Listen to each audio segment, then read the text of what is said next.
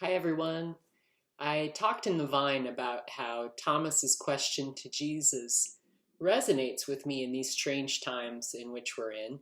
With everything so up in the air, I do seek concrete answers and clear direction. It would be helpful to have a playbook on what to do in a pandemic instead of the noise of so many voices on television or on social media pulling us this way or that. As Christians, we profess that Jesus is the way, the truth, and the life, and his life gives our lives structure. That sounds great, but for most of us, we are used to the structure of church life, sort of setting the structure of discipleship for us. Baptism, Sunday school, confirmation, Bible studies, Sunday worship, and the liturgical cycle of Advent, Lent, Easter, even committee meetings and annual reports sort of set a schedule for us, don't they? And all of that is typically tied to the physical church building. Well, now that we can't be together in the church building, I know it can be hard to find a new way of structuring our faith life. One way to do that in our own homes is through prayer. We have examples in the Bible of how important prayer was to Jesus, and we know that prayer is important to each of us. But I get it, most of us are used to praying at church. We're used to having prayers led by a worship assistant, a deacon, a pastor.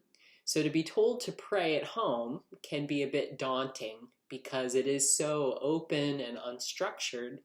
So let me give a few tips on what to do if you would like to have a bit more structure to your day through prayer.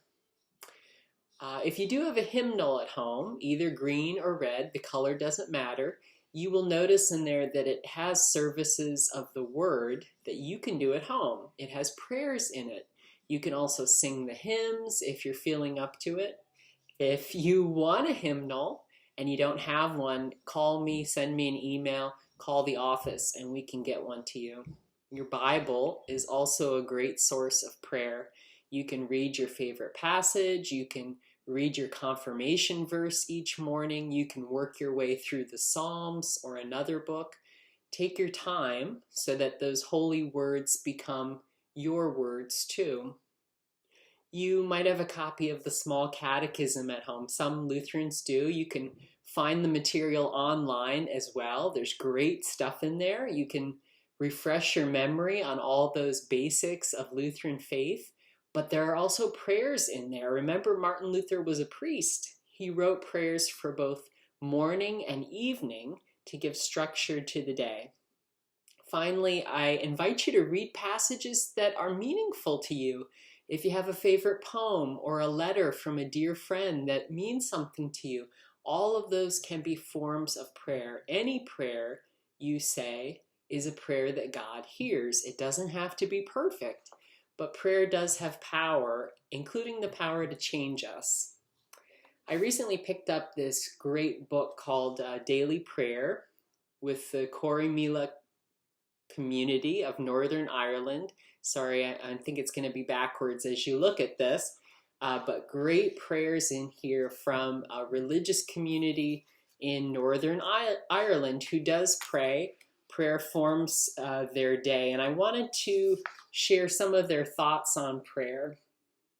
Prayer can be a rhythm that helps us make sense in times of senselessness, not offering solutions, but speaking to and from the mystery of humanity.